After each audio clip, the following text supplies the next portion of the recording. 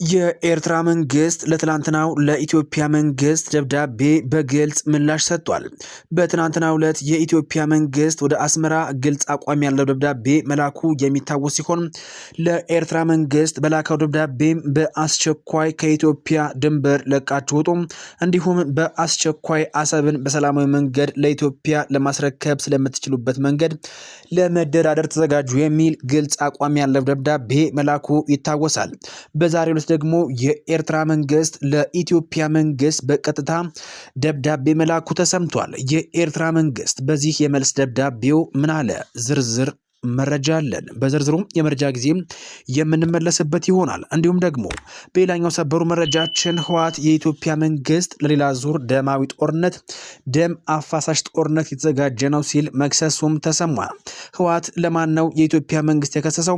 እንዲሁም በአሁኑ ሰዓት ላይ በህወሓትና በኢትዮጵያ መንግስት ያለው ጉዳይ ምንድን ነው? እንዲሁም ህወሓት በድብቅ ያካሄደው ስብሰባ ምን አንኳር ነጥብ አለው? በዝርዝሩም የመረጃ ጊዜ የምንመለስበት ጉዳይ ይሆናል። ሰላም ጤና ይስጥልን ውድ አድማጭ ተመልካቾቻችን እንኳን በድጋሚ ወደ ቻናላችሁ በሰላም መጣችሁ እያልን በአዳዲስ እንዲሁም ሰበር መደመጥም ጭምር ባለባቸው መረጃዎች ተመልሰናል። አብራችሁ እንድቆዩ በአክብሮት እየጋበዝናችሁ በቀጥታ ወደ ዝርዝር መረጃዎቻችን እንሸጋገራለን። በቅድሚያ በአሁኑ ሰዓት ላይ በዓለማችን ተጽዕኖ ፈጣሪው መገበያያ ገንዘብ ዶላር ሲሆን የምንዛሬ ተመኑ ከዶላር አንጻር ሲል አንድ አተታ ቀርቦ ነበረ።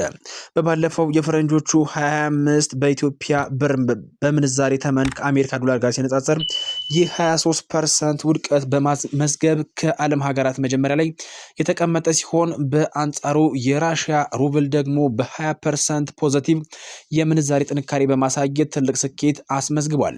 የዓለም ወርልድ ስታቲስቲክስ የሀገራትን የምንዛሬ ተመን ከዶላር አንጻር ያወጣው መረጃ ከስር የማስነብባችሁ ይሆናል። በአንደኛ ደረጃ የኢትዮጵያ ገንዘብ በኔጌቲቭ 23% ቀንሶ ታይቷል። እንዲሁም ደግሞ የቱርክ ገንዘብ በ21% የቀነሰ ሲሆን የጃፓን በ3.8% ቀንሷል። እንዲሁም ደግሞ የኢንዶኔዥያ 3.2%፣ ህንድ ኔጌቲቭ 3.1%፣ ደቡብ ኮሪያ 0.6% እና ፓኪስታን 0.2% የመቀነስ ንጻሬ አሳይተዋል። እንዲሁም ደግሞ በጭማሪ ያሉ ሀገራትም አሉ። ካናዳ በ4.3% ጭማሪ ያሳያች ሲሆን ቻይና በ5.1%፣ ግብጽ በ6.7%፣ ናይጄሪያ በ8.7%፣ ዩናይትድ ኪንግደም በ9.8%፣ ብራዚል በ10.1%፣ አውስትራሊያ በ11%፣ ማሌዥያ በ11%፣ ደቡብ አፍሪካ በ13%፣ ዩሮ በ14%፣ ሜክሲኮ በ16% እና የሩሲያው ኔብል በ20% የምንዛሬ ተመን ከአሜሪካ ዶላር ጋር ሲነጻጸሩ የታሪፍ ጭማሪ አሳይተዋል። ውድ አድማጭ ተመልካቾቻችን ኢትዮጵያ ሀገራችን ከዓለም ሀገራት በኔጌቲቭ 23% ንጽጻሬ መቀነስ በማሳየት የመጀመሪያዋ ሀገር ሆናለች። በተከታዩ መረጃችን አድማጭ ተመልካቾቻችን ህወሓት የኢትዮጵያ መንግስት ሌላ ጦርነት እየተዘጋጀ ነው ሲል ከሰሰ። ህዝባዊ ወያነ ሓርነት ትግራይ ህወሓት ባወጣው ሳምንታዊ መግለጫ የኢትዮጵያ መንግስት በፕሪቶሪያ ሰላም ስምምነት መሰረት ወደ ድርድር ከመግባት ይልቅ መጠነ ሰፊ ወታደራዊ ዝግጅት በማድረግ ወደ አዲስ ጦርነት እያመራ መሆኑን አስታውቋል። ፋስት መረጃ ከመግለጫው እንደተመለከተው ከሆነ ድርጅቱ ዓለም አቀፍ ማህበረሰብ የጦርነት ደመናውን ለመግታት በአስቸኳይ ጣልቃ እንዲገባም ጥሪም አቅርቧል። ህወሓት በመግለጫው እንዳመላከተው የኢትዮጵያ መንግስት በአሁኑ ወቅት ላይ ግዙፍ የጦር መሳሪያና የሰራዊት ክምችት ወደ ትግራይ ክልል አቅጣጫ እያስጠጋ ይገኛል ሲልም ገልጿል። ይህ እንቅስቃሴ ሌላ ዙር ደማዊ ጦርነት ለመክፈት የታለመ ነው ሲልም ድርጅቱ የገለጸ ሲሆን ባለፈው ሳምንት በሰላማዊ ሰዎችና በሰራዊቱ ላይ የተፈጸመ የአየርና የምድር ጥቃቶችም ለዚህ ማሳያ መሆናቸውን ጠቁሟል። ድርጅቱ በመግለጫው ካሰፈራቸው ዋና ዋና ነጥቦች መካከልም የኢትዮጵያ መንግስት ባደራጃቸው ታጣቂዎች አማካኝነት 40% የሚሆነውን የትግራይ ህገ መንግስታዊ መሬት ወሮ በመያዝ ህዝቡን በመጠለያ ጣቢያዎች ውስጥም ለሞትና ስቃይ ማዳረጉንም ገልጿል። ህወሓት ለሰላማዊ ቅድሚያ በመስጠት ልዩነቶችን በውይይት እንዲፈታ ጥረት ሲያደርግ መቆየቱና አሁንም ፍላጎቱ ወደ ጦርነት መግባት ሳይሆን የፕሪቶሪያውን ስምምነት ወደ ዘለቀ ሰላም እንዲሸጋገር መሆኑን ገልጿል። ማህበረሰቡ እስካሁን ለቀረቡ የሰላም ጥረቶች ጆሮ ዳባ ልበስ ማለቱን የጠቀሰው መግለጫው ሰሞኑን በተባበሩት መንግስታት በአፍሪካ ህብረትና በአሜሪካ በኩል የወጡ መግለጫዎችም ጥሩ ጅማሮ ቢሆንም አሁንም ካለው ስጋት አንጻር ተጨባጭ እርምጃ እንደሚያስፈልግም አሳስቧል። አሳስቧል። በመጨረሻም ህወሓት የኢትዮጵያ መንግስት ወታደራዊ ዝግጅቱን በአስቸኳይ አቁሞ ወደ ሰላማዊ ድርድር እንዲመለስ ሲልም በመግለጫው ላይ ገልጿል። ይህ ህዝባዊ ወያነ ሓርነት ትግራይ ወይም ደግሞ ህወሓት ያወጣው መግለጫ ነው። በተከታዩ መረጃችን አድማጭ ተመልካቾቻችን በትናንትናው ዕለት የኢትዮጵያ መንግስት ወደ አስመራ ግልጽ የሆነ ደብዳቤ መላኩም ይታወሳል። ይህንን ተከትሎም በዛሬው ዕለት የኤርትራ መንግስት ለኢትዮጵያ መንግስት ምላሽ ሰጥቷል። የኤርትራው የማስታወቂያ ሚኒስትር የኢትዮጵያ የውጭ ጉዳይ ሚኒስትር ትናንትና በኤርትራ ላይ ያቀረበውን ክስ መሰረተ ቢስ የፈጠራና አስደናቂ ነው ሲልም በጽኑ ተቃውሞታል። ሚኒስትሩ ዛሬ በወጣው መግለጫ የኢትዮጵያ ክስ በይዘቱም በቃናውም በስተጀርባውም ባለው ተነሳሽነት እጅግ አስገራሚ መሆኑን ገልጾ ድርጊቱ ላለፉት 2 ዓመታት በኤርትራ ላይ ሲካሄድ የቆየ የጠብ አጫሪነት ዘመቻ አካል ነው ብሎታል። የኤርትራ መንግስት በሰጠው ምላሽ ባለፉት ጊዜያት እንዳረጋገጥነው ሁሉ አሁንም ቢሆን ሁኔታውን የሚያባብስ ትርጉም የሌለው ንትርክ ፍላጎት እንደሌለውም አስታውቋል። መግለጫው የኢትዮጵያ መንግስት በኤርትራ ላይ የከፈተውን የጠላትነት ዘመቻ አደገኛ አቅጣጫ እየያዘ መምጣቱንም ገልጿል።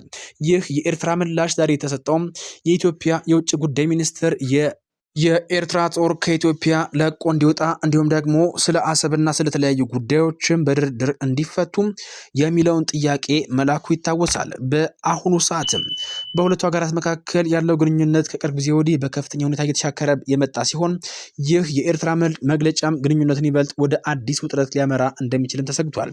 ኤርትራ በበኩሏ በኢትዮጵያ በኩል የሚሰነዘሩ ውንጀላዎችንም ሁሉ የሀገሪቱን ስም ለማጥፋትና ቀጠናውን ይበልጥ ግጭት ውስጥ ለማስገባት የታለሙ ናቸው ስትልም አጣጥላለች። በአሁኑ ሰዓት የኤርትራ መንግስት ለኢትዮጵያ የላከው ደብዳቤ ሙሉ ዝርዝር መረጃው ምን ይመስላል የማስደምጣችሁ ይሆናል። ኤርትራ በአሁኑ ሰዓት ላይ የኢትዮጵያ መንግስት ትርጉም የለሽ ውዝግብ ውስጥ ለመግባት ፍላጎት የለኝም ስትልም የኢትዮጵያን ክስ አጣጥላለች።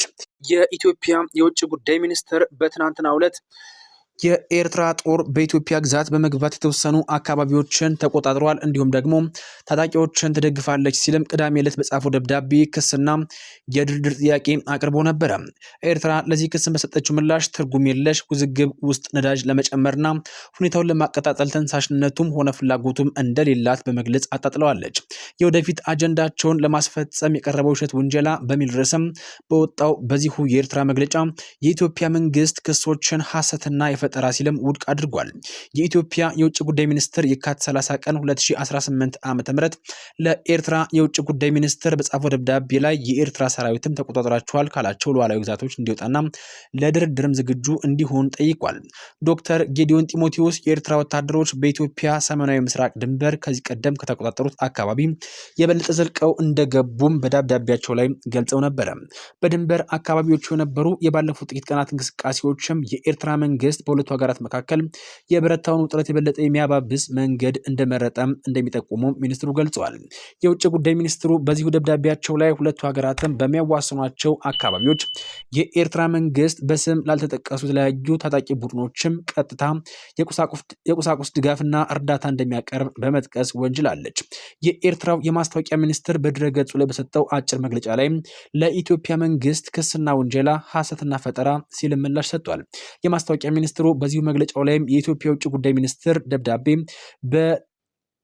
በድምጸቱምና በይዘቱም ከኋላም ባለው ምክንያትና ዓላማው አስገራሚ ነው ሲልም የደብዳቤውን ይዘት ነቅፏል። የኤርትራው ማስታወቂያ ሚኒስትር በመግለጫው ላይ በሚያሳዝን ሁኔታ በኤርትራ ላይ ከ2 ዓመት በላይ በቆየ ጥላቻ ዘመቻ አካሄድና አዙሪት ውስጥም ሌላ አሳዛኝ ተግባር ነው ሲልም የኢትዮጵያ መንግስት ደብዳቤ ይዘት ኮንኗል። የኤርትራ መንግስት በዚህ መግለጫው ላይም ከዚህ ቀደም ያለውን በማስታወስ የኤርትራ መንግስት ትርጉም የለሽ ውዝግብ ውስጥ ነዳጅ ለመጨመርና ሁኔታውን ለማቀጣጠል ተነሳሽነት ፍላጎት የለውም ብሏል። የኢትዮጵያ የውጭ ጉዳይ ሚኒስትርም ከዚህ ጋር በተያያዘ ለኤርትራ አቻው በጻፈው ደብዳቤ ኤርትራ የኢትዮጵያ ሉዓላዊ ድንበር በመጣስ በሰሜን ምስራቅ አቅጣጫ የሚገኙ አካባቢዎችም ተቆጣጥራ እንደምትገኝ ገልጿል። ደብዳቤው የኢትዮጵያ መንግስት በተደጋጋሚ የኤርትራ ጦር ከግዛቱ ለቆ እንዲወጣ መጠየቁን አስታውሶ ይህ ጥያቄውም ተቀባይነት የሚያገኝ ከሆነ የባህር አገልግሎት ጉዳዮችና በአሰብ ወደብ በኩል የባህር መዳረሻችን ጉዳይ ጨምሮ ሁሉንም የጋራ ጥቅሙ ጉዳዮች ለመፍታት በቅን ልቦና በድርድር ለመፍታት ፈቃደኛ መሆኑን አስታውቋል። ኢትዮጵያና ኤርትራ በአሁኑ ሰዓት ላይ ሉዓላዊነትና ድንበሯን ከመጣስ እንድትቆጠብ በተደጋጋሚ ጥሪ ማድረጓን ቢገልጽም ጥሰቶቹ መቼ እንደተከሰቱ በግልጽ አላመላከተም። የኤርትራ ጦር በትግራይ ጦርነት ወቅትም ከኢትዮጵያ ጦር ጎን ተሰልፎ የህወሓትን ኃይሎች ተዋግቷል። ኢትዮጵያና ኤርትራ ከዚህ ቀደም በድንበር ይገባኛል ጥያቄ ጦርነት ውስጥም ገብቶ የነበረ ሲሆን በአልጀር ስምምነት መሰረትን በተቋቋመው የድንበር ኮሚሽን ውሳኔ ላይ የተቀመጠ የድንበር ማካለሎችም ሙሉ በሙሉ ተፈጻሚ ሳይሆኑ ቀርተዋል። ኢትዮጵያ የኤርትራ ወታደሮችም ሉዓላዊ ግዛቷን ጥሰው በኃይል የተቆጣጠሩባቸውን ስፍራዎችም መኖራቸውን ስትገልጽ ይህ የመጀመሪያው አይደለም። ባለፈው ዓመት ሐምሌ ወር ላይ በተባበሩት መንግስታት ድርጅት የኢትዮጵያ ተወካይ አምባሳደር ጸጋአብ ክበበው የኤርትራ ጦር አባላትም በኢትዮጵያ ድንበር አካባቢ ያሉ ስፍራዎች ተቆጣጥረው እንደሚገኙና የከፋ ሰብአዊ መብት ጥሰቶችን በድንበር አካባቢ እንደሚፈጸሙ ሪፖርቶች መውጣታቸውንም ቀጥለዋል ሲልም ተናግሮ ነበረ። በመስከረም ወር መገባደጃ ላይም የኢትዮጵያ ውጭ ጉዳይ ሚኒስትር ለተባበሩት መንግስታት ድርጅት ዋና ጸሐፊ አንቶኒዮ ጉተሬስ በጻፈው ደብዳቤ የኤርትራ መንግስትና ህዝባዊ ወያነ ሓርነት ትግራይ ህወሓት ጽምዶ በሚል ጥምረት ኢትዮጵያ ላይ ጦርነት ለመክፈት እየሰሩ ነው ሲልም ከሷል።